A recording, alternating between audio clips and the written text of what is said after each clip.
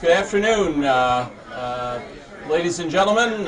We're just about to start our luncheon debate today, and we'll consider whether privacy regulation is likely to reduce the value of the Internet. I'm Bill Kovacic on the faculty at George Washington, and we have two superb researchers and commentators with us today to debate this proposition.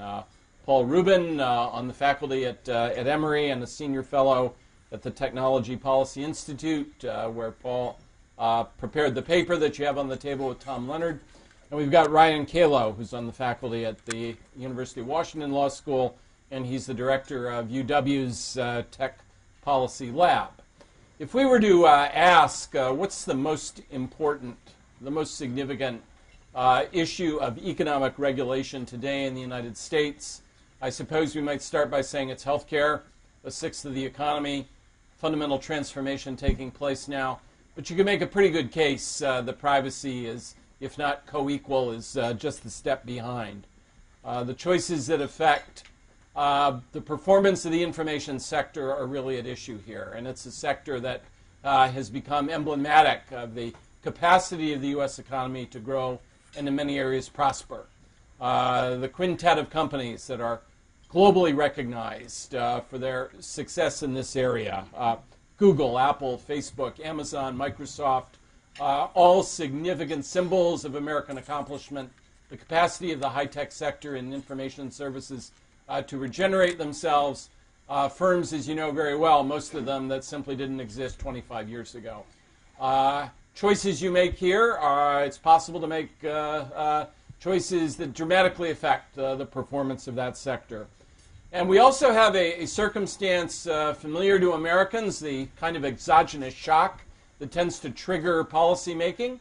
The Snowden-related revelations about data collection, I think, have created in a way that nothing else has before, greater, broader social public awareness of the extent of information collection, surveillance. Of course, in the instance I'm referring to, dealing with public institutions, but it is quite often a serious, dramatic event, perhaps not a crisis, but certainly a matter of great, broad public concern that raises questions about the ubiquity of observation, the way in which data sets are linked together, and it's often that kind of external shock that leads to fundamental policy reforms in our system.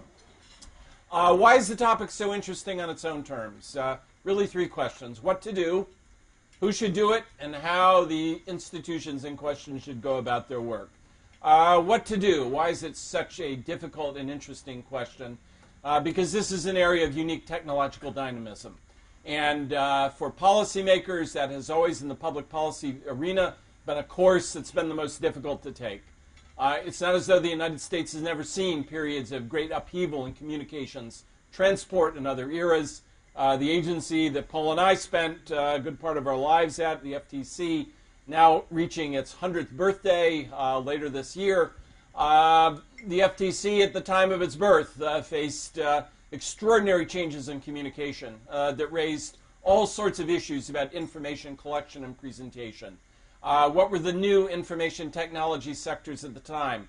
Well, the growth and rollout of the telephone, the automobile as a transport device, the remarkable new entertainment medium called moving pictures. All developments that were as shocking and as jarring to the economic system as those that we see today.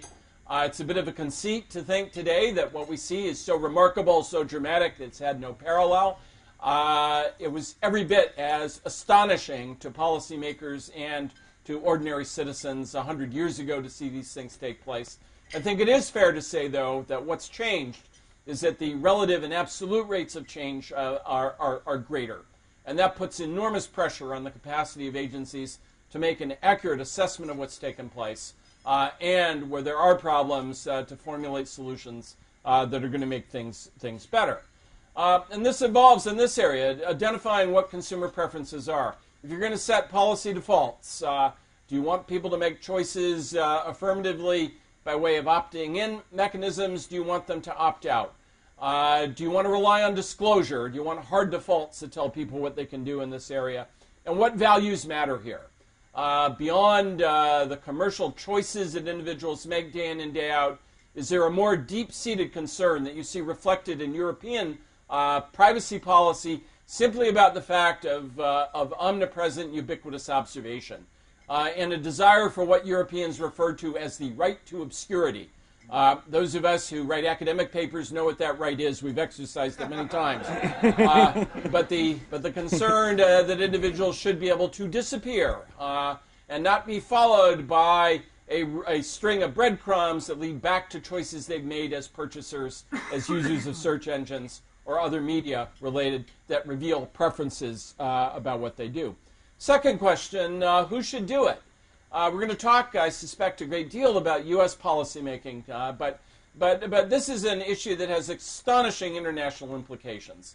The choices being taken in Brussels by Viviane Reding and the European Commission have the capacity to set truly global standards in this area. And you can ask yourselves, those familiar with the Reding proposals, which would impose fairly strict limits on data sharing and collection, what happens to the market cap of Google and Facebook if those were to be applied with a vengeance, as she has suggested she'd be willing to do? And then you look at the U.S. and say, what should the policymaking vehicles be here? Another of our remarkable regulatory archipelagos, where you have the Federal Trade Commission, the Federal Communications Commission, state governments that are highly active. Who should decide in this instance what's the optimal amount of uniformity, coherence, as opposed to experimentation and decentralization? And third, how to go about it. Do you rely on self-regulatory approaches to formulate norms that individual private commercial actors will opt into? Do you seek to adopt an overarching system of privacy legislation that would displace the extraordinary structure of sector-specific activity that we have that has grown up, especially since the adoption of the Truth in Lending Act, the Fair Credit Reporting Act decades ago?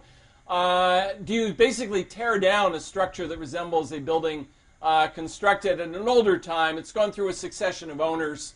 The original owner liked Victorian style. Then you had a Mies van der Rohe steel and glass person. Then you had someone who wanted a Cape Cod bungalow. And you step back and look at all of it and say, my God, how did we put that together? Do you want to knock down the entire structure with a new foundation and build from the ground up? To get us started, we're going to go about this following way. Ryan and then Paul are going to start with initial interventions, about 10 minutes each. They'll then have an opportunity to respond to each other, and then I'll pose some questions to them based upon some of the work they've done. And again, Ryan has a outstanding new paper coming out in the George Washington Law Review. Paul's work with Tom Leonard you have before you, as well as related papers that are mentioned there.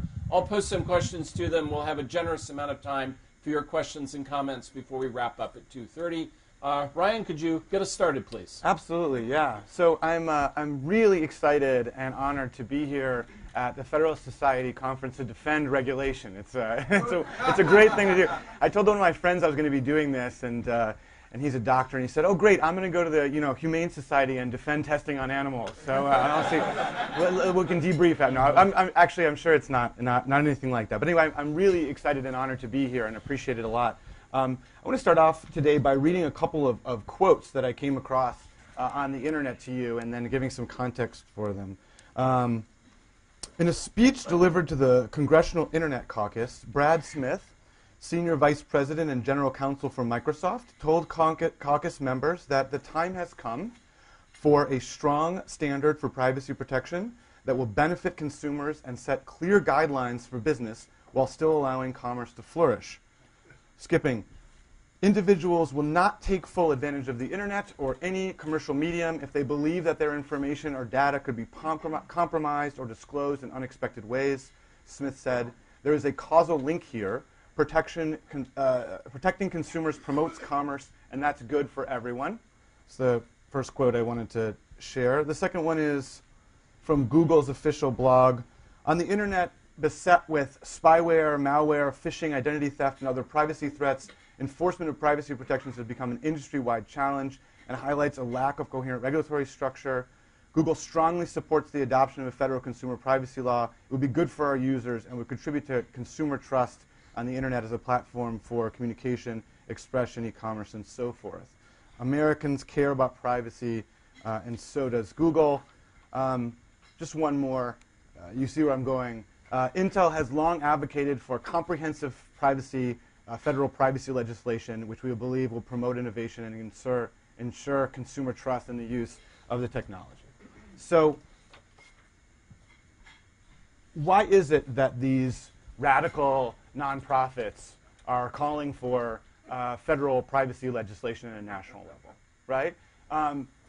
There's a couple different reasons that they're doing it. One of which is, and you hear this again and again in the language that they use, is that they're interested in consumer trust, right? I mean, everybody here remembers or is aware of the fact that in the early days of internet commerce, people were really reticent to go give their credit card company name to somebody, a number to somebody online, and because they were concerned about the security of that. And we had to get to a place where we had adequate security standards before e-commerce ever really took off. And we're in another moment like this, I think, right now.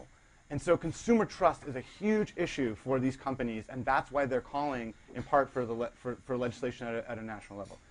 The other is that they recognize that there are consumer harms, and I'm going to come back to that in a moment. But talking to these companies, which I do quite a lot, in public, in private, they come back again and again to the idea that they believe that there are certain consumer harms out there that are possible.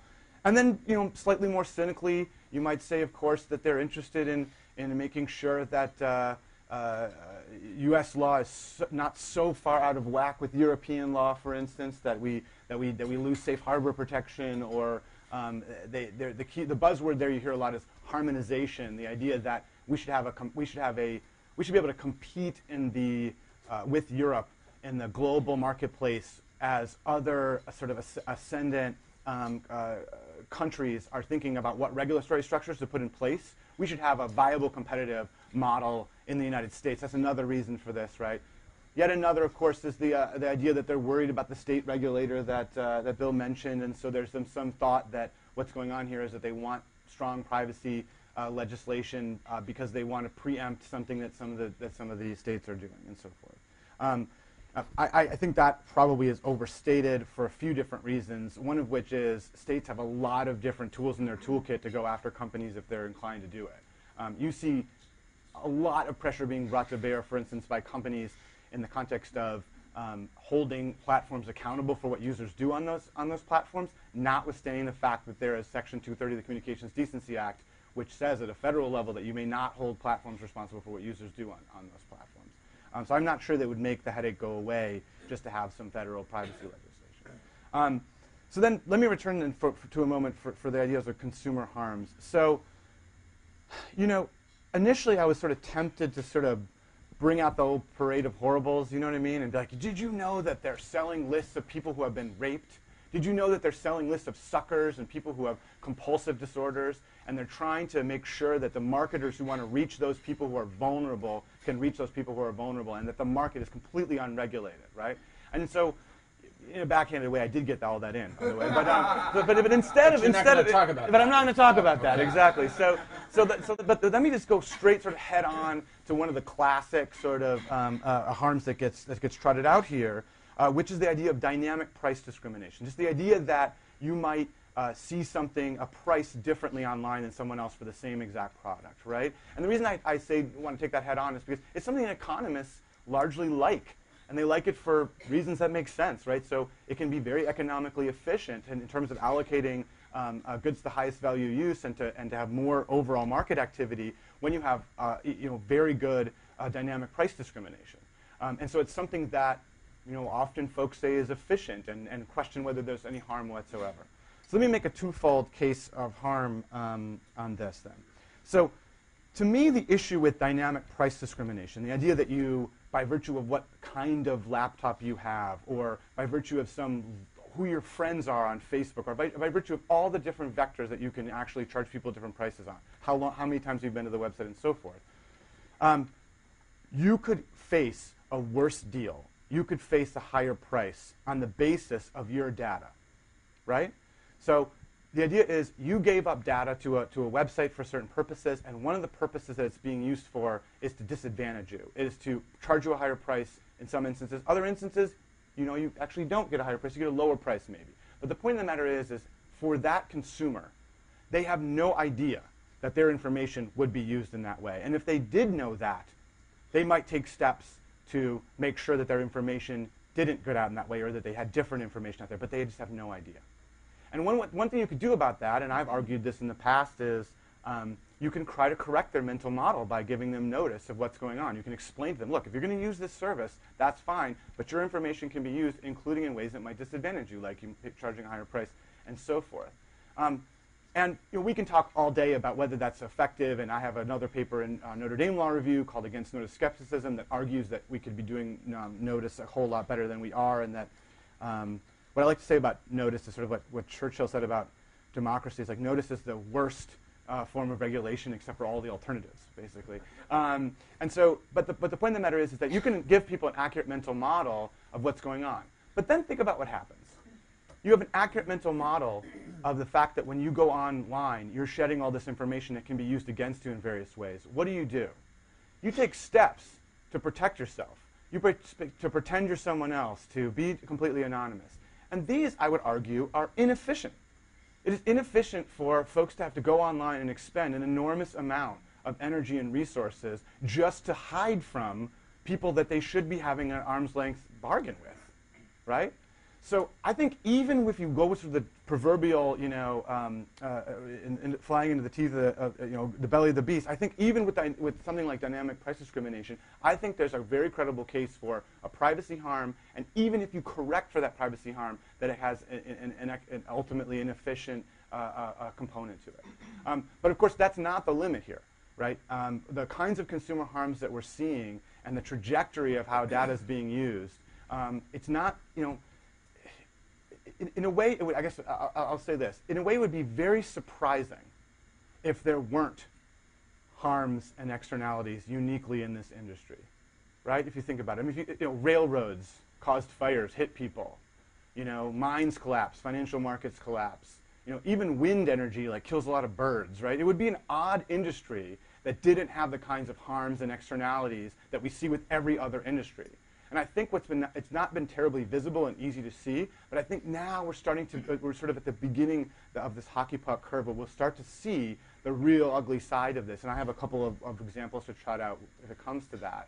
And so my project that you mentioned in George Washington Law Review tries to explain how the nature of online marketing and online commerce is changing in a bad way, given the fact that corporations have an enormous amount of information about consumers, and also the means to control every aspect of that interaction, coupled with, of course, an economic incentive to extract as much rent as possible. The last thing I'll say is that regulation comes in many different flavors. And so I'm not standing up here telling you, sitting up here, as it were, telling you that we should have these specific rules and that, and the command and control and so forth. So I'm sitting up here saying we should have good transparency. We should try to create better incentives for corporations not to abuse the data that they have. And so, for instance, we should explore whether there should be paid options for certain kinds of services like Facebook, where you pay a certain amount of money a month and you don't have to worry about secondary uses if it comes to that. So again, regulation has lots of different kinds of flavors, and I think that if a regulation is appropriate here, one has to be surgical and careful about it, of course. And so, with that, I'll turn it over to Paul. Yeah, thanks for getting us off to a great start. And the title of Ryan's paper in GW is Digital Manipulation. That's right. And comes out later this year. Yeah. Paul.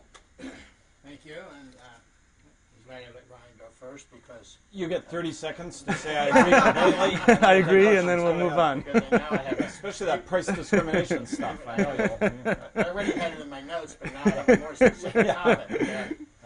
So, if there is going to be regulation, and if it's going to not reduce the value of the internet, the only way that could happen is if the regulation passes a cost-benefit test. That's a simple test, but if there's regulation which doesn't pass a cost-benefit test, i.e. for which the costs are greater than the benefits, then that regulation reduces value. That's simply the definition of a cost-benefit test.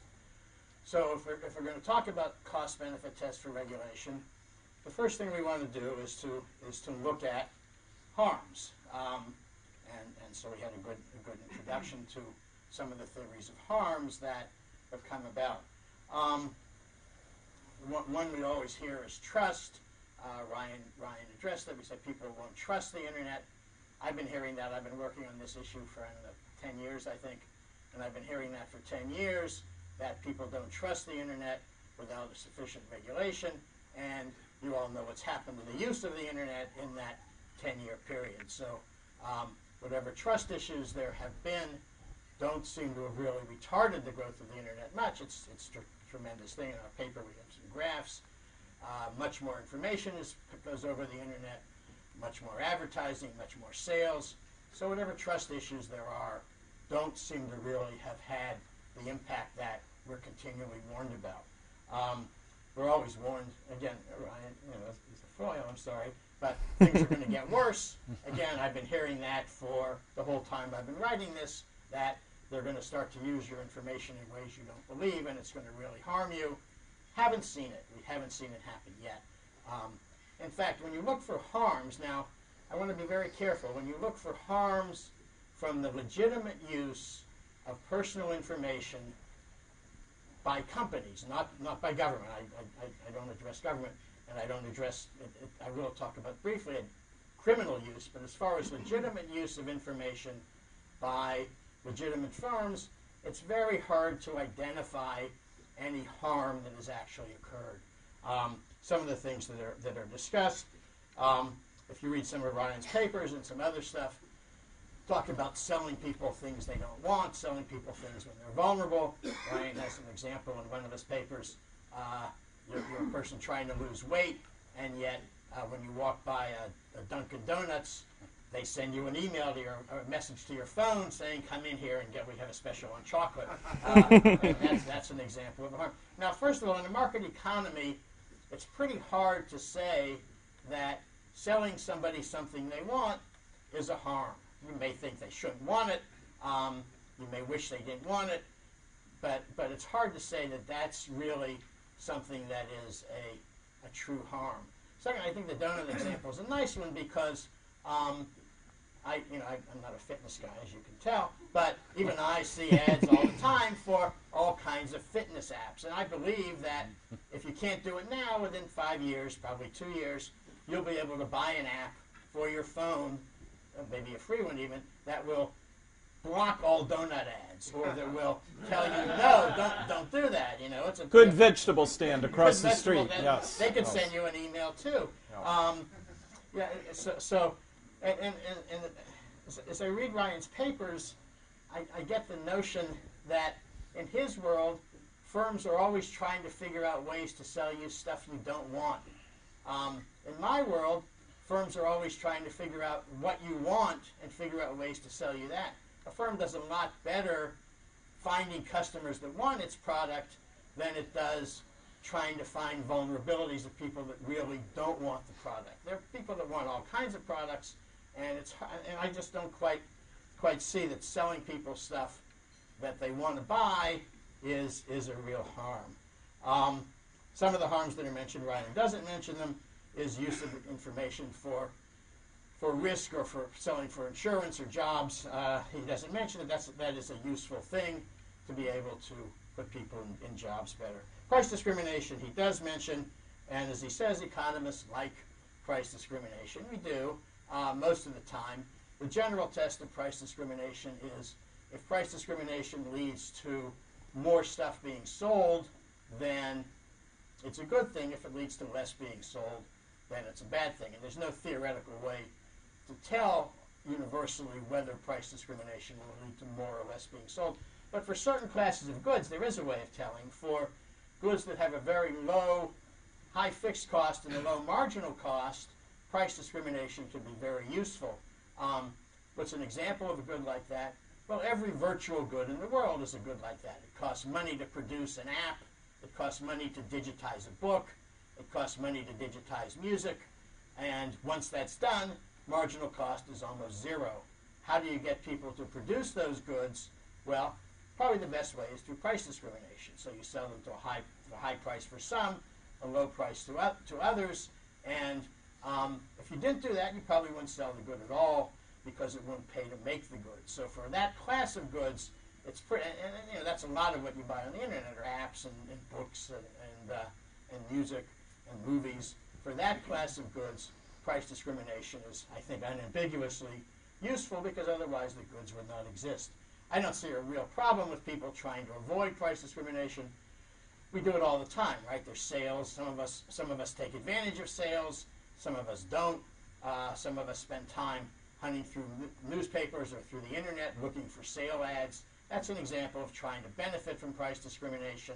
And some people do it, some people don't. And I just don't see that as being a substantial cost to outweigh the fact that you do have the benefit of the goods being produced in the first place. A couple of other points before Ryan lists a bunch of firms that all are calling for some sort of regulation. I was in a meeting once where a congressman was saying, when we sat down and wrote our privacy regs, we had everybody there. We had all the five guys Ryan named. We had Facebook and Google and Microsoft, and they all wanted this and this. And I said, yeah, but you didn't have the guy with the new app in his garage, the new entrant. So once a firm is established, and economists know this, large firms often benefit from regulation. Regulation is a fixed cost, and so large firms will often be happy about regulation, not because it's socially efficient, but because it's a way of keeping out new entrants. I think Google would have been very happy to have strangled Facebook in its cradle if they'd had the chance to do so. Or another way to think about it, we talk about two guys in a garage. Now we have two guys in a garage and their privacy officer and their lawyer, more expensive to, maybe good for you, but more expensive to enter markets, more expensive to compete. So I'm not swayed by the fact that these large guys are coming out and saying, no, we need more regulation. Raising rivals' costs is a standard theory of antitrust, and that's, I think, a lot of what these guys are doing. We'll talk about fraud. Of course, fraud is harmful, but it's not clear that fraud is increasing. The data is ambiguous. Also, the fraud that exists, the way our laws are written and our contracts are written, consumers lose nothing from having well, they don't lose nothing. They lose some transactions costs, clearing up their name from having, say, their credit card stolen. But the losses are borne by other merchants or by credit card companies, and so they're privatized losses. And as you'd expect, those companies, for example, the credit card companies, have very active fraud monitoring programs going on. They also penalize firms who violate standards. They can fine them. One doesn't know what they do because part of what they do is not telling us what they do. But we know they do. You've all had it. You've got a phone call. Is this you? Or you prove who you are. Are you now in England fishing? And I said, no, I wasn't actually. So we all get those kinds of things. Private efforts for fraud. Not clear that those efforts are not cost beneficial, or that we need more regulation by the government. A couple of other things. If there's going to be regulation, it may be by the FTC, and we both work there, but I don't think the FTC is likely to do a very good job. In their most recent work on privacy, their big privacy report explicitly did not have any cost-benefit analysis. Their main evidence of harm was panel discussions with privacy advocates who advocated privacy, and the FTC took that as evidence, but they really very consciously, in the reports, one of my earlier papers with Tom, we discussed this. Paper's called "We Don't Need No Stinking Data," because the FTC... That's a really clever phrase. Can we use that again? You can use that okay. Again.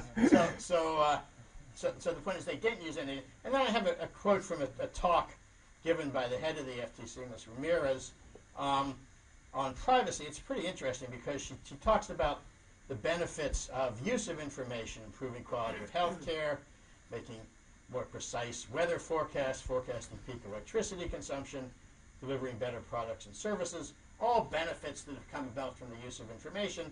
And then she says a few pages later, the first rule of data hygiene is thou shalt not collect and hold onto personal information unnecessary to an identified purpose. All of those benefits that she mentioned on page 1 came about exactly from holding onto and using information for secondary unidentified purposes at the time the information was collected. And my point is not to criticize her, although it is, but to say that that an agency that has that view of the world, an inconsistent view of the world, is very unlikely to create benefits, net benefits, by regulating. So it may or may not be possible to generate benefits from increased internet regulation. I haven't seen evidence that it is, but even if it is, it seems very likely to me that no current regulatory regime is in fact likely to regulate in that way. Thanks for joining the issues, Paul. And of course, in the earlier time, it was 2 people in a garage. Now, of course, they moved to the dorm room, which that's right. instead of the garage, that's where all the action happens. Ryan, some comments in return. Yeah, this is great, and there's so much there, and I won't be able to talk to this point by point. But let me just pull out a couple different things. So number one, my donuts example. I just want to flesh that out just a tiny little bit, right? So the idea behind the donut example is you buy a fitness app, and the purpose of the fitness app is to get you fit. And you go on runs, and it tells you how long you've gone. My wife has one of these. She loves it, and it's all these different things. Maybe it helps you count calories and so forth.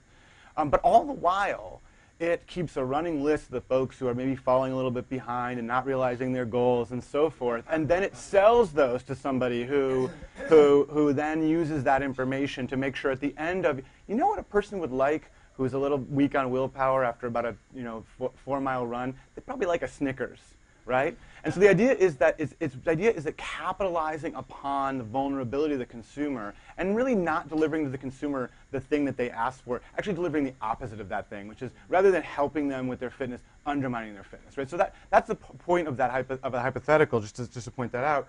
Let me just say, now I know why my fitness app is always sending me to donuts. That's right. There you go. I've explained it to you. And the other thing too, and we can go back on this. 'Cause I love your views, but it's like, and also like one source of market failure in the literature is too much of a demerit good, right? So I'm not sure, like cigarettes and so forth. I mean, I'm not sure why we should just sort of say to ourselves, oh, well, let's just give people what they want. I mean, that's one. Anyway, so setting that aside for a moment, interestingly, on the question of price discrimination and harm, and look, this happens all the time. People go to sales and so forth, right? So recent reporting in 2 different newspapers, one of which was the Wall Street Journal, hardly a sort of, it's not Think Progress, right? Showed how companies will pretend that they're having sales by artificially ratcheting up the cost of particular items. They all do it sort of at the same time, and then giving a discount off of those items. So it's not actually on sale, it's just the price that looks to be on sale relative to the fake price that they set up initially. 2 different areas we're reporting on this.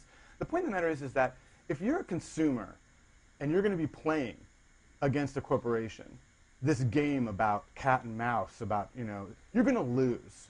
You're going to lose because they have immense resources, immense amounts of data, right? It would be like, and then the idea that you could give them just a couple little tools and so they're going to be fine. It would be like saying that when you play tennis against Andre Agassi, as long as you both had a really good tennis racket, you'd be fine. You're not going to be fine, right? And so I've heard over the last 10 years, people put out a variety of supposed ways to correct against the problem, one of which was, for a time, seals, the idea that you could have a seal that would say, we're safe in this way or in this way, until the FTC had to go after one of the seals for making fraudulent claims about whether or not you were really certified for security. Until there was a scandal at Trustee because Yahoo did exactly the opposite of what they were supposed to be doing, and Trustee didn't kick them out because there was a profit motivation. This idea that maybe you'll have these tools that will help you, this has been something that people like Eric Goldman have been saying for 10 years about this Cozy filter that's supposed to follow you around and help you out. That hasn't materialized either. When things like Decide.com, which is a service that Paul mentions, shows up to help people find the better prices for what they do, what happens to Decide.com? It gets purchased by eBay. How does eBay use it? eBay uses it to figure out how to get you to spend more money on eBay, right? And so this idea that there's going to be this market correction, this technology correction, neither has that come to fruition over the last decade.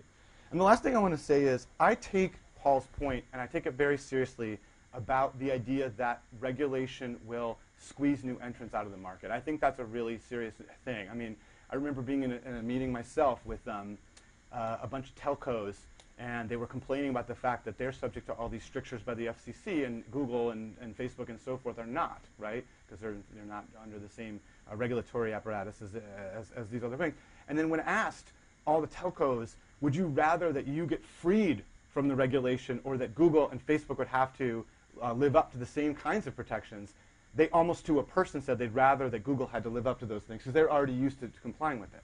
I will think it's interesting, though, and I'd like you to sort of note this, that in other contexts in which the same argument could be deployed about new entrants, and the way to get new entrants and to preserve them is through regulation, you don't see the same argument, and you don't see the same preference. And one example of that is net neutrality. It's a perfect example. And the idea of non-discrimination, the idea that you would not allow AT&T to block apps that are competitive with AT&T products, or that you wouldn't allow Apple to block apps that are in its iPhone store because they're coming up with a similar app, or the idea that you would charge more to Google than someone else to offer a video service, right? And the idea is that if you're a new entrant and you're in the garage and you have this great innovation, you don't have the hundreds of thousands of dollars to pay for the additional bandwidth you'd need to have a competitive video service, right? So strangely, in those contexts, arguments about new entrants coming in with net neutrality regulation suddenly disappear. And so I'm sensitive to what Paul's saying. I think that the point about doing cost-benefit analysis is important and not as well understood by at least my community as it could be. But I do think that there really are harms and that there really are issues here. Yeah. Paul. So two things. I think one sentence, I couldn't quite write it down, but one sentence that Ryan said I think tells the difference. In his world, you're playing a game against the corporation. And he says you're always going to lose because the corporation's bigger. In my world, you and the corporation are playing a game together. They're trying to figure out what you want and sell it to you. So that, to me, that's the fundamental difference between us. I think firms are out to make money. There's no doubt they're out to make money, but economists have known since Adam Smith that the way firms make money is to sell you what you want, to figure out what you want, and to sell it to you. In his world, they're figuring out what you don't want and how they can sell it to you anyway. I don't think that's a tremendously viable strategy. I haven't been involved in the net neutrality issue, so I really can't comment, but I will say entry is a good thing. Market-based entry. I don't think the government should stop it. I don't think the government should necessarily encourage it either. The amount of entry that the market generates is probably the right amount of entry, unless you can show that too little, again, unless you can use a cost-benefit test and show that too little entry is occurring because of something. But I really don't want to address that issue because my co-author's written about net neutrality, but I haven't, and so I really don't want to discuss it. Ryan, would you say that imagine the new omnibus privacy legislation is adopted, and either by the statute or by rule, is the implication of your work to date that there should be a default rule that says no subsequent transmission of information to another party without the consent of the individual, the consumer, who supplied the information in the first place? That is your app, your fitness app person cannot sell it to someone else, can't go to Dunkin' Donuts, can't go to the fruit store, can't do something else. No subsequent distribution of the information without consent. Is that a implication of your approach here? So, no. And this is where I may part ways, actually, with some of the folks in my community. I don't think that the right way to do this is to set defaults. I don't think the right way to do this is to say you may not share information with a third party for precisely the reason Paul said. Which is a a fixture within some of the literature. It absolutely is a fixture, yeah. and I think it's a fixture that should be broken down. I mean, and so precisely the reason that Paul said. I mean, one of the great things about the promiscuity of data and the analytics we can bring to bear on it is we just don't know all the great, innovative, important stuff. And incidentally, I should say, like, I don't think of corporations as like being somewhere like twisting their mustache, thinking of how they can harm consumers. Right? I think that for the most part, Microsoft and Google and these other companies, which full disclosure have funded my research over the years many times, right? I think these folks are actually mostly trying to use data to figure out how to help consumers. But there are other folks out there that are not doing it, and these same companies are not always doing it. So it's not this picture where it's like on the one hand it's this cooperation where they're holding hands and they're having a friendly sort of market party, and on the other hand it's like there's this devastating old school sort of villain trying to it's not really that kind of. Anyway, on the question though of how to regulate this, I think the two things that you need to do, because you can't do these default rules, you can't do these sort of top-down default rules, are the following. One, I think it's important to give the consumer as accurate a mental model of what's going on as possible. I think that notice as a regulatory mechanism has not functioned very well because we're using essentially Gutenberg-era technology to convey information to people and these privacy policies and so forth. I think we'd be a lot more creative, a lot more inventive about how we give people an accurate mental model. I think there's a real role for disclosure here. Maybe not solving everything, but there's a real role. And the second is just help line up incentives. One idea that I put forth in an online essay for Stanford Law Review's online supplement was that maybe if you're going to be experimenting on the consumer data that you have in order to sort of try to figure consumers out and create new products, that maybe you should have to go through a version of what I have to go to when I experiment on subjects to try to figure something out. And so I advocate for an idea of an internal ethical committee that is not identical to in any way, but akin to institutional review boards, IRBs. I call it a consumer subject review board. And the idea there is to sort of have some deep thinking within these companies and have some changes of incentives. Another one I mentioned before, which is let's look at the possibility of a paid option, right? That's a place where Paul's vision is exactly right. If you're paying for a service, that's much more likely that your incentives are going to be aligned with it. The problem with that version of, selling goods is one thing. You go out there, you sell goods, you get the best good possible. That's not how the economics of the internet work today. You don't get sold a good by Facebook, right? You go onto its service and and it makes it attractive as possible to you, but ultimately the money's coming from somewhere else, and so therefore the incentives and so forth are coming from somewhere else. And I think a little bit about how to realign. So the short answer is no, I don't think we should be setting these defaults top down. I think we should be really creative about how to maximize the benefit and minimize the harm using incentives and notice. As your work has pointed out in many instances, a great deal of public policy relies on notice and disclosure. They appear in any number of instances. Financial services instruments, credit card statements, privacy statements. As you've pointed out in going through the insights of the behavioral economics literature, the problem is information overload. It's that people are standing with a teacup capturing a waterfall of information day in and day out. Disclosure for this, notice for this, look at this, do you approve for this, do you mind if you get this information, do you want only secure information passed here, pop-ups, just a bombardment of information over time so that it just becomes noise in the background. You've talked a bit in your writing about how to design notices in a creative way. Maybe you could talk a bit about how you establish notice-like mechanisms that people are really going to pay attention to, instead of simply clicking and saying, get out of my way, I'm going to go ahead and do this. Yeah, really, the way that we do notice today is just antiquated. It's unbelievable. Think about the fact that what Facebook does for a living is organize a tremendous amount of information for you to actually be able to process. So that's what they do for a living, and yet when they try to tell you about what the privacy policies are, they just, and by the way they have to because there's a California statute saying that they have to, they just kind of lay it out in this document that you're never going to read. And so I talk in this paper against notice skepticism about various creative ways in which one might give consumers a more accurate mental model of what's going on. One of them is just a sort of idea of this visceral notice. And so examples of that might be adding smell to gasoline.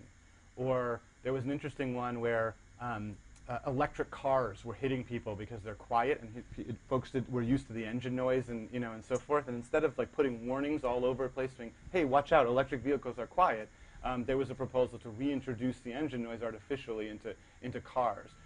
One that's more, I think, appropriate to this context is the use of showing instead of telling. And it's the idea of rather than tell your consumer generally what you might do with their data, show them actually what you are doing with their particular data. And this is starting to happen, for instance, in the data broker area where Axiom and others have been revealing what they know about you or some of what they know about you. And I think that's an interesting way to give consumers a more accurate mental model. And in this particular paper, I rehearsed all these different. Is it going to be perfect?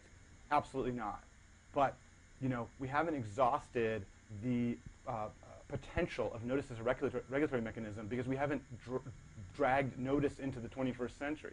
And I agree with Dick Craswell's recent piece in Washington Law Review about the idea being that it's seldom the case that you want that notice has no role, right? I mean, it's obvious that notice has a role in some places in some ways. And this is my example, not his, which is why it's not as good. But, I mean, you could make waterproof hair dryers, right? But it would be really expensive, and no one would buy them. And so you don't do that. Instead, you just put a little warning on it saying, "Don't use this in the tub."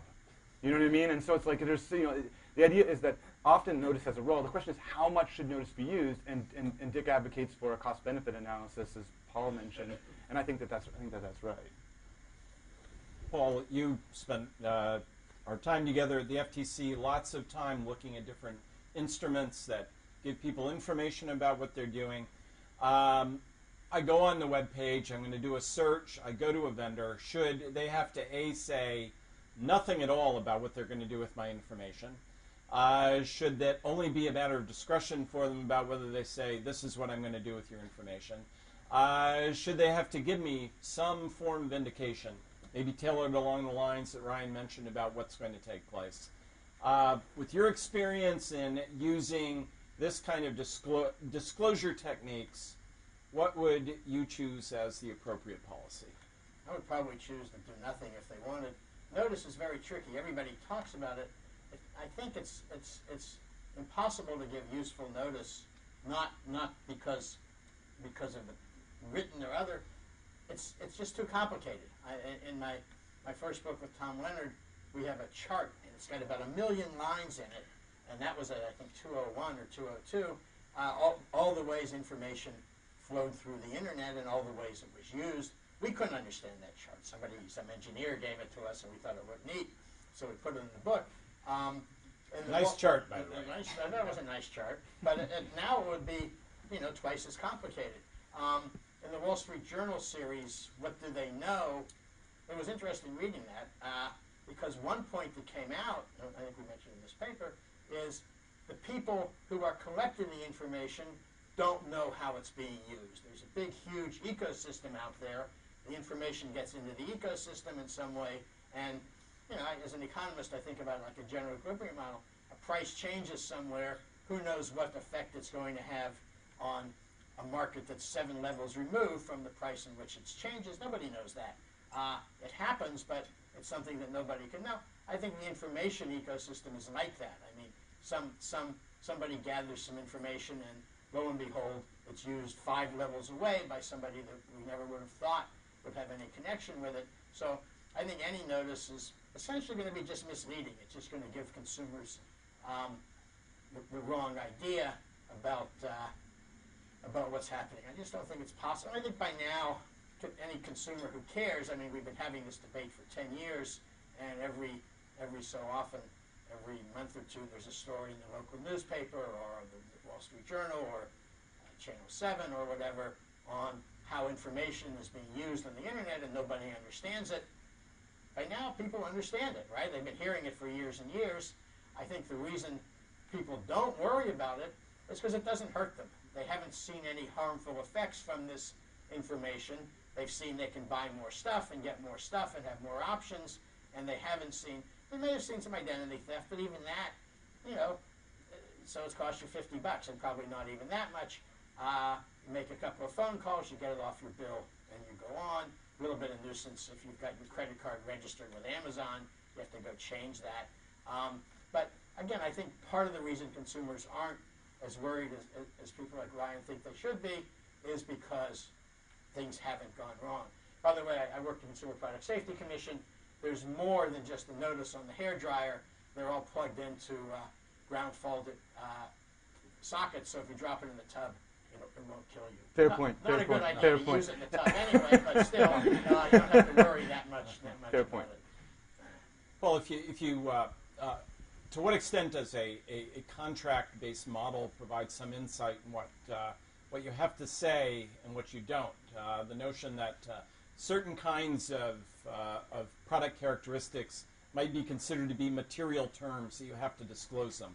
I sell both of you a set of running shoes, and you can reveal your own preferences about how much you're going to use them, but I put an RFID chip in the heel, and it sends messages back about what your routine is when you wear the shoes, where you're going, and I track what you're doing. I don't tell you this when I sell you the shoes.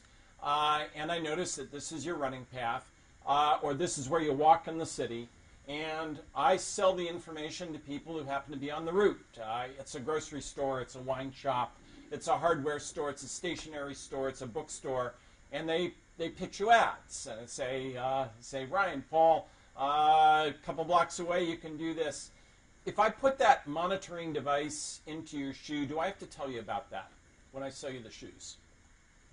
Is that a material term that I have to disclose to you? I'd probably say no, only because, well, two reasons, I guess. First of all, if it's used to sell you something you may want to buy, I don't find that harmful. But more importantly, if consumers find out that it's happening and they don't like it, then somebody else has the option of selling a running shoe that says, we don't put RFID chips in our shoe. Now then, if they do, if they say they don't and they do, then that's deception, and then the FTC or somebody else or a contract can go after them. But if it's something people worry about, then you can have competitive sellers disclosing, we don't do this, we don't use your information. You see this on websites, we don't sell your information. If they say they don't and they do, then you have a deception case. But deception by omission is something the FTC has played with over the years, but I don't think it's a very useful method because there is always the possibility of a market corrective if it's something that people worry about. And again, if Adidas does that and Nike finds out, consumers don't even have to know. Nike can say, hey, unlike Adidas, we don't put RFID chips in your heels, and you won't be tracked from our shoes. So to me, that would be enough of a corrective. I mean, before we, to come back to Ryan, before we go to the part of the hockey stick that's going to climb upward and ascend with more and more problems over time, one inference I take from Paul's comment here is that there's going to be a process whereby individual providers are going to, two things are going to happen. You're going to see individuals become more aware of what happens with their information. Maybe not with respect to specific service providers, but you'll have the Wall Street Journal series. You'll have just the broader awareness that comes from the NSA leaks and other notions that data can be collected on a broad basis, it can be stored, it can be transmitted in a way that's much more dramatic than it had been done before. You have a greater awareness on the part of individuals about what can be done and a correspondingly greater demand for anonymity in the process. Do you think the following things might happen? That is, through a transition period, will individual service providers see this as a crucial dimension of the product, a quality-related feature, so they will step forward more frequently and say, we're going to give you a menu of choices here.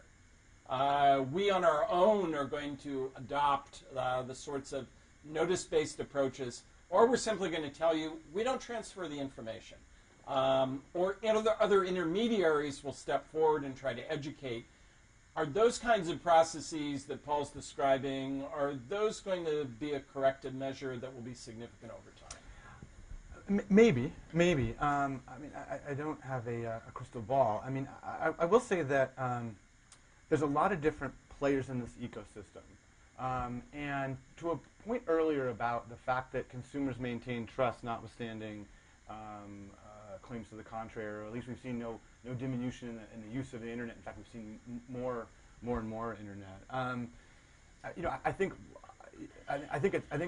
it's fair to say that consumers don't have much in the way of choice to avoiding some of these things at present, even if they do feel uncomfortable about it.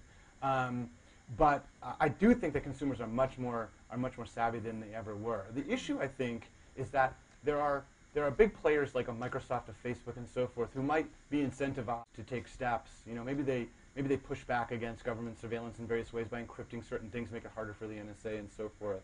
The problem is the ecosystem is very, very complicated, and so a lot of what's going on the internet in terms of marketing is not your friendly Amazon trying to sell you stuff, by recommending it with an algorithm. It's people like Jesse Willem, who the FTC went after this past year, who did hundreds of millions of dollars of business. And the way his business model worked was you went to the website and you gave him your credit card for a free trial, and then he added a bunch of charges onto your a credit card and made it very difficult but technically possible for you to get out of that, right? And so people brought this kind of thing to the attention of big players like Microsoft saying, look, on MSNBC, like you got this guy, he's advertising through your platform, right? The FTC goes after him and so forth. And yet it can be shown that, it's like a hydra. You get him off of one platform, suddenly he comes back to another one. And even these big internet intermediaries have been unable to police against this sort of dark part of the internet, in a sense, where folks are just using really borderline fraud, but not even necessarily quite there, and where the FTC is empowered to go after them, but only in a civil matter, and they get some kind of settlement, or they get some kind of disgorgement of profit, and then Jesse Willem just sets up shop doing almost identically the same thing.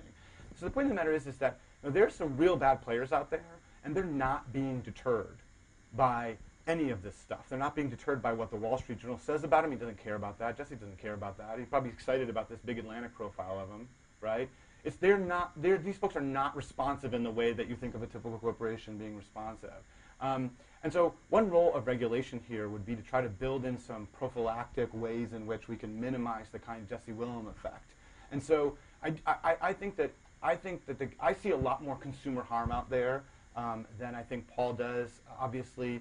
And I also think that there's a lot of things that are happening to folks that they simply don't know about. And I agree that in a simple example like your competitor is using tracking on their sneaker and you're not, that's possible. But we also just heard this, almost in the same preceding sentence, that there's a complexity here that not everybody understands what's going on. And I think that consumers are and will be ever more disadvantaged in ways they're just not even necessarily aware of. And if they were aware of, they would be very upset about it. And you see that, again, with the, I hate to come back to the parade of horribles, but it's true that, these people in elderly homes did not understand why they were getting offers to buy gold coins. And the reason is because somewhere along the way they did something old people like, and that got them on a list, and that list got sold to people who then try to prey upon them, right? I mean, that happens, and that's unfortunate, and there's something careful regulation might be able to do about it. But in many ways, I mean, we're dividing, in a sense, firms into a couple of different baskets. You have firms that have a deep interest in protecting reputation. Yeah. Their ability to succeed over time involves doing that. Then you have another group of actors who don't care a bit about reputation, and I'll call them bad guys in the sense that they're thieves. And another dimension of the problem here is how much security you have to establish to deal with people who are malicious. The cyber equivalents of burglars who are going to try and rob, steal information, misuse it. What kinds of safeguards should companies be required to take to deal with malicious conduct? And in particular, should firms have an obligation to police more aggressively the use of the conduits that they provide? I mean, this is really complex. A couple different things. I would say that you're right that these are bad actors, but they're not necessarily doing anything unlawful. It is not unlawful to try to sell gold coins to old people. Do you know what I mean? Like, that's not so. Although my experience at the maybe, FTC was that quite often those sales pitches stray into the zone of misrepresentation. I think, maybe that's right. Yeah, you can imagine them tailoring presentations that would not be deceitful, but quite often they are.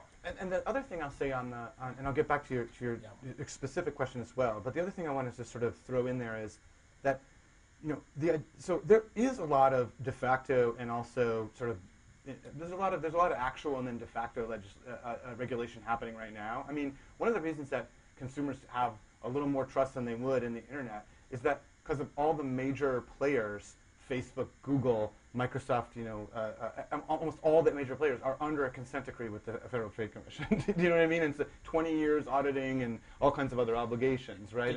Parenthetically, did you find that bizarre? I do think it's bizarre. That Google and Facebook would take 20-year orders, would take orders that go into the future longer than either company had existed to this point. But I think maybe does that bear out Paul's point that they're trying to set regulatory, they're trying to establish a template that they can afford, but others won't? I mean, maybe so. I mean, and obviously the consent decrees are then used as, in a way, they are used as the basis for complaints against smaller players that might be competitors to Google. That's true.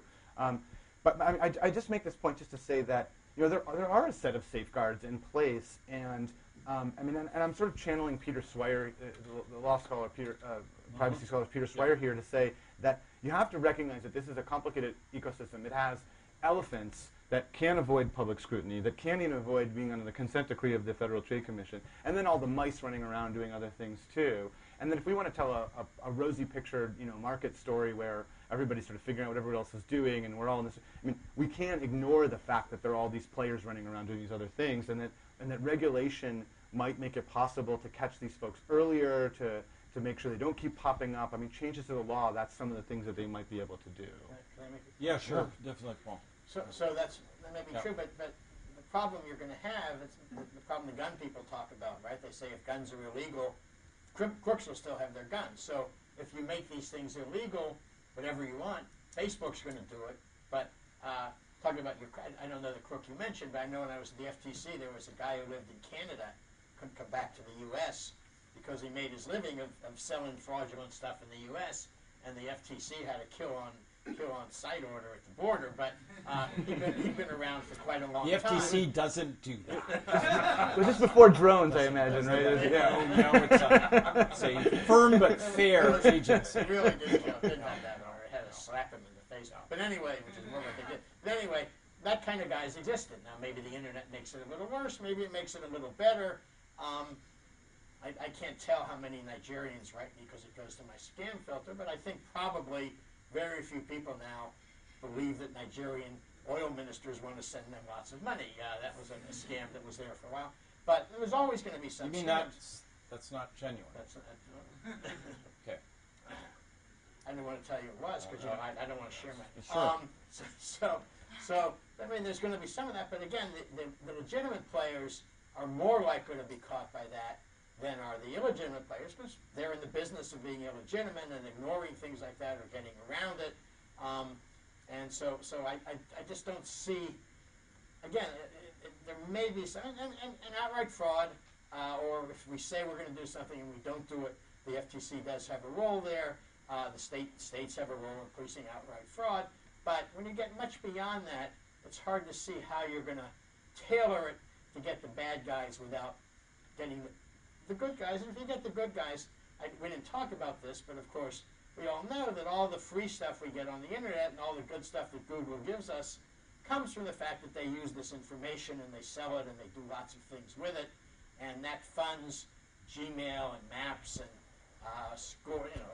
all the things we love from Google are funded by this information. If we make it harder to use that information, we get less good stuff. Well, and I just say from my own observation, you see a great deal of schizophrenia about policymaking in Washington, where on the one side, the administration has had an impulse that would push in the direction of greater protections, greater demands. But the other side of the brain is acutely concerned about doing something that will shut off that source of growth and will tamper with it. And what's interesting to see, to go back to Ryan's earlier comment about companies that have expressed an interest in the universal framework. When you start poking to say what goes in it, what kinds of requirements are going to be built into it, the descriptions become a little bit hazier. The one thing that's clear is that they want preemption, so that California cannot be the National Data Protection Agency, so that you have a single national standard, and the states are not shifting the boundaries. But you see an extraordinary degree of ambivalence among top policymakers at Commerce, at the FTC, about how to intervene in a way that is responsive to the concerns expressed about individual anonymity and security issues, but not to do it in a way that tampers with growth. Go ahead. Another point that I thought I might make, but I'll make it now. There was just a story in this morning's Times, goes back to Obamacare, but it was a more general point, that the government has been unable to hire good tech people. The processes they use make it impossible. I suspect the wages they pay also make it impossible. No, they're awful. Yeah, both of us are guys who work at the FTC. That's why it all gets contracted out. And I think if you're going to have the FTC or somebody else hiring medium competent tech people trying to do no harm, I think they may just inadvertently screw things up. Not impossible, as we've recently seen. Right. It's interesting. I just recently did was interviewed as maybe one of maybe 6 or 7 people that were interviewed by Ford and MacArthur, the foundations, about how to get more people into tech policy for precisely this reason. And so there's a report that was funded by Ford and MacArthur about the way to get more tech-savvy people into policy for just the reasons that Paul said. I mean, I think that the idea that sort of what goes into big privacy omnibus legislation, that's extremely difficult. And the reason that I have the preferences that I have to do with that difficulty. So in other words, you can't sort of invent all the different things that folks might do and then make a law against each other. That's clear. Also, if you set defaults, customer preferences are deeply heterogeneous. And so for some folks, the defaults will, of course, be way overkill, and for others, it will be not enough. And one of the beauties of, say, notice as a regulatory mechanism, one of the advantages, one of the reasons you see it so much, is to try to capture that so that folks who don't want to use a particular thing might go use DuckDuckGo or whatever it happens to be. So, but I do think it's a false dichotomy. It's not, should we regulate the internet more? Is that going to harm it, or should we not do that? Because it's more like, are there creative, careful ways in which we can change incentives and among both consumers through notice, for instance, and firms through other vehicles that will give us strike a better balance between the harms and potential harms and the benefits that we're seeing it. And I think that's where I'm coming down firmly on the side of, I think we can be doing a better job. Let me just say one more thing real quick. There may be those things you identified, but talk about incentives. Does the government, as a regulator, have the right incentives to adopt exactly those well-tailored policies? When I worked at the FTC, I didn't see those incentives. And I was there in the Reagan years, so there was, as pro-market as they've been, and still regulators want to regulate, so to say it's possible to do a better job only gets you halfway there. The second half is to say, is there a mechanism that will lead the decision makers to make those decisions? And I don't see that either. I mean, that's a very interesting frontier of additional work, is to take the insights of behavioral economics and ask, do public decision makers park all of those biases at the door when they walk into their offices and then pick them up when they leave?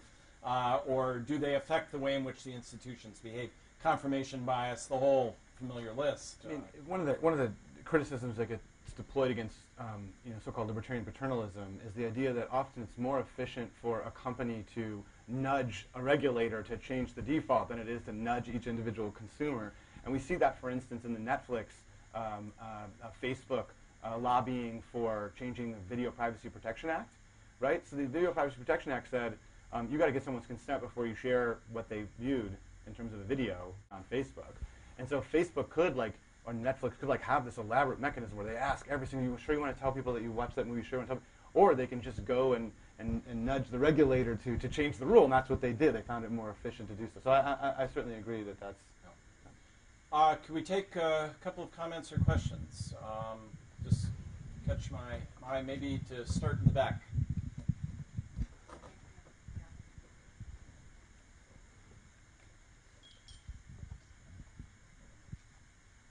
Ilya Soman, George Mason University. I think this is a question probably primarily for Ryan Calo. If I understand your argument correctly, you fear, I think quite possibly rightly, that consumers will get exploited because of their ignorance and cognitive defects, and corporations will take advantage of that. But the solution to that problem is have more power over this in the political system, where, of course, people have even more ignorance about what is going on in Congress. They probably have much more ignorance about what Congress is doing with respect to internet regulation, about their internet transactions. And of course, much of modern political strategy is, in fact, the effective exploitation of voters' cognitive defects of various kinds. So that it seems to me that moving more of the decision-making in this area from the private sector to the public sector is not diminishing the problem of ignorance and cognitive defects. It's rather magnifying it, because when we act as voters, the chance our vote will make a difference, only a 1 in many millions chance, so the incentive we have to acquire information and evaluate it rationally is much, much less than when we go on the internet and we decide, are we going to give our credit card information, are we going to use Netflix or Amazon. Your average consumer, it has flaws, not perfectly rational, but they probably understand their transactions with Amazon, Netflix, or even with smaller operators better than they understand, what people in Congress and the FTC are doing with respect to internet regulation. So I wonder, is there a way that you can institute the regulations you want without giving more power to a system which, where these problems of ignorance and irrationality, I think you're rightly concerned about, will be even worse, much worse perhaps than in the private sector?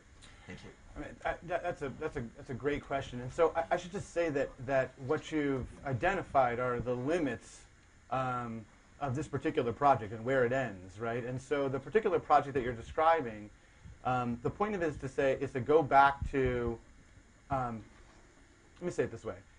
There's a lot of different moves that you can make in behavioral economics, right? One thing you can say is that something like notice isn't going to work because of people's cognitive biases, and other, there's a bunch of different things. And so the really interesting thing that animated my project was the observations of Hansen and Kaisar, that one of the things you can do with cognitive biases is purposely exploit them, right? And that's from work from 1999, a couple of articles talking about the phenomenon of market manipulation. And what I observed about that initially was that although extremely, in a way, influential among academics, Hansen and Kaisar's ideas really didn't get any traction with regulatory bodies. And in fact, you can see that just by looking at like the Westlaw citations, by shepherdizing these articles. They have hundreds of citations in the academic literature and 0 or 1 citation by any kind of court or any kind of official document of that kind. Now, of course, they might have other kinds of influence on those things without being cited, but the point of the matter is that if anything, regulators have themselves developed a taste for nudging citizens in the direction that they want them to go, right? And so the project is about talking about how the problem of exploiting consumer biases can be greatly accelerated by a set of phenomenon that are powered by data, and the fact that many of our transactions are mediated by someone. In other words, corporations not only have an enormous amount of information and understanding about how cognitive bias works, but they also have the ability to affect the terms of that transaction, the interface in which it takes place, and the terms and so forth. Then in a sort of standard, tack on part 4, I think it was, right? I lay out some ways to try to interrupt that with the hopes that they'll get people thinking about creative ways to do it. The project is not ultimately about solving the deep and extensive problem you're talking about, where some of the same kind of biases might be taking place at the institutional level. But there's a whole literature, as you're well aware, trying to talk about whether debiasing is possible there, or whether you can structure it in ways that try. So that's a separate conversation that I'm not sure where I totally come out at. But I don't know that it makes my project irrelevant merely because we haven't sorted out how to improve our national or state, a democratic system. The very preliminary thing I would say, about that prospect of improving it is, gosh, I hope that's not totally right. Because the logical consequence is that it's all garbage and we should just be living in this Hobbesian state of nature, right? You know what I mean? So like some things are functioning in some ways well. And the question is whether or not we can improve things well enough so that we can have faith in interventions like the one that I described. But I feel like it's a separate question from what I'm trying to outline in the digital market manipulation paper. I don't know if that's responsive, but that's my... I mean, I certainly agree that not everything functions badly. You have to ask yourself, in which institutions will people have better incentives to try to combat the irrationality and ignorance, which probably can't be eliminated entirely. None of us are perfectly rational, perfect information. So I would suggest that when people act as consumers, they have better incentives to address these issues, even though not perfect ones, and when people act as voters. So when we transfer power over these complex areas where ignorance and irrationality are particularly likely to be problems to an institutional system where people have less incentive to combat and try to deal with their ignorance and irrationality, we make things worse rather than better on average. That's not true for all issues that might be handled by the political class. There's an entire book about trying to explain which issues it's more likely with and which issues less likely with, but this strikes me as the kind of issue the political system will have particular difficulty dealing with because the ignorance and irrationality problem of voters is likely to be so great. Some people say, well, then we give the power to expert regulators and they'll be autonomous from voters. That's a separate possible solution we could talk about, but it seems to me at the very least the literature is addressing this should at least consider whether the problem of voters versus consumers, and maybe there's an answer to it from your side of the debate, but it's at least something that should be weighed. We had another comment. I just was going to say I agree, and I take that on. I mean, I'm going to think about whether or not it makes sense for me to do a follow-up examination of that question, because I agree with you. Please. So I have a question for Ryan. Tell me what you think about the following price discrimination story, which my understanding is actually extremely common. Some company is deciding whether to hire me as a lawyer, whether full-time or maybe for a case or some such. So they called their buddies at some other company, and they say, well, didn't Wallach do that brief for you? Well, yeah, he did. Well, how much did he charge you? Did he offer a discount below his stated rate? Because I'll bet you if he did to you, then he might to us.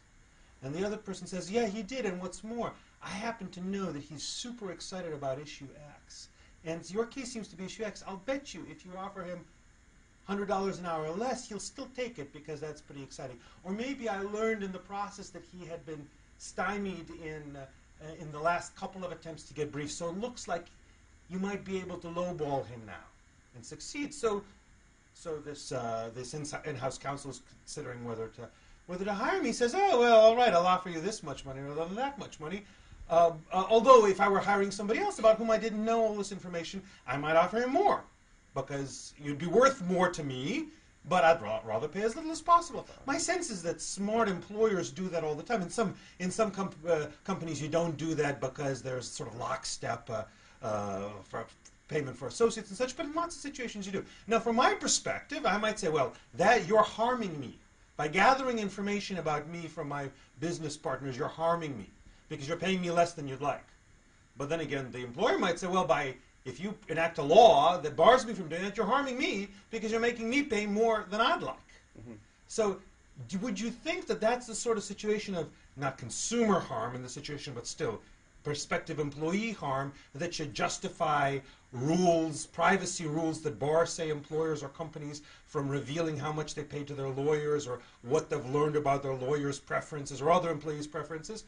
Or if this is just, business, that the fact that I lose out and the employer gains because of extra information is just perhaps economically efficient, but in any case, something that they're entitled to do in their business life. Why would we have a different view with regard to, for example, deciding whether they can get me to pay $30 for a new book by my favorite author rather than $10?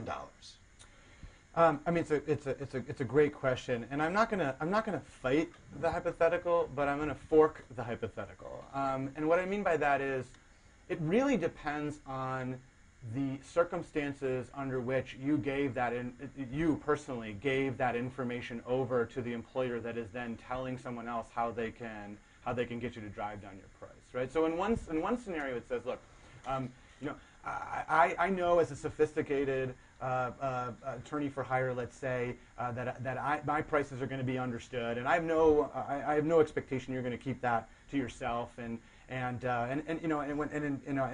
so I go out in the marketplace, and I should hardly be surprised that some other firm would want to come in and find out sort of how much I charged and so forth, right? That's one situation, which there I do agree that it is as you described, and I'm sympathetic. But imagine this scenario, which I think is more closely analogous to what's going on online. In this scenario, it's like you're having a situation where you're having a professional relationship with somebody. You are doing work for them, and over the course of some beers, when you're talking about some issue, things turn over to how it's going on in your own life. And you say, gosh, I'm really down on my luck. I made a couple of bad investments, and I'm really in a bad state here. And I basically would, do anything for work at this point, and it's really terrible. I'm just telling you this because we're friends, but I expect this keeps us close to your chest. I don't want people to get out and know that, right? So in that hypothetical, if then that person were to turn around and tell, even in answer to a question, gosh, you really could get Eugene to do this because he's down on his luck, and this is what happened to him, right? Or if you flatter him, so forth, that then is your expectations about how your data, personal information about you are going to be used, are different. And that is how I think is more closely analogous to the consumer. The consumer doesn't go out there just being like, I know that Amazon's going to see this particular price that I paid here. I know this. They don't go around sort of understanding how the information they shed would then be used adversely against them. They don't understand that. Rather, they believe that the information that they're giving is truly so that item can be shipped to them, and they believe that giving their zip code over is really because of X, Y, and Z. Right? They don't quite get, and there's an enormous amount of literature about this. They don't get all the uses that their information can be put. So it's not to fight your hypothetical. It's only to say that it depends on the conditions on which you disgorge the information that is used against you, and that's built into my theory of privacy harm. And it's also built in, I think, to my intuitions around economic price discrimination in the marketing paper.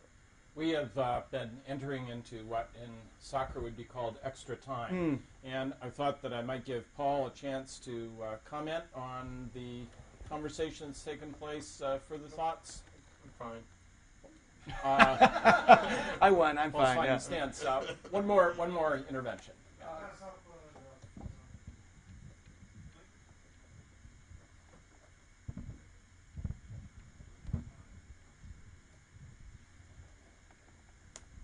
Okay, a couple of David Golub, Northeastern University.